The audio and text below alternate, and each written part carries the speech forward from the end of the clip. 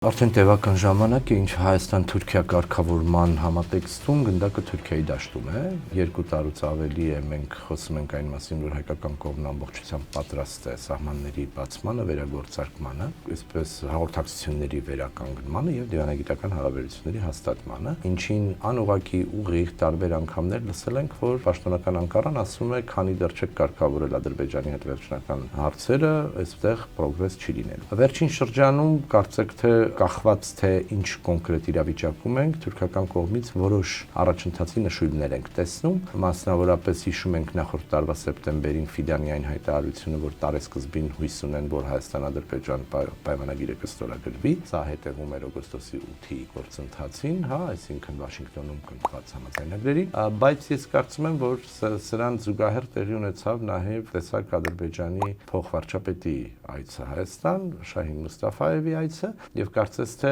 համաձայնեցված են գործում Անկարան եւ Բաքուն։ Ակնհայտ է արդեն տևական ժամանակ, որ Հայաստան-Թուրքիա հարաբերությունների հիմնական գործոնը Ադրբեջանն է դարձել, դա լավ ու վատի կամ դա իրողություն է, որ երբ պիտի առերեսվենք, եւ կարծես թե վերջին պահին տեսնում ենք, որ Էրդողանն այնուամենայնիվ որոշումներ է կայացնում կամ Էրդողանի կառավարությունը որոշումներ է կայացնում հենվելով Ադրբեջանի նախընտրությունների վրա։ Ադրբեջանը չի շտապում նաեւ Հայաստան-Թուրքիա ուղղությամբ որևէ կերպ դրական դերակատարություն ունենալ։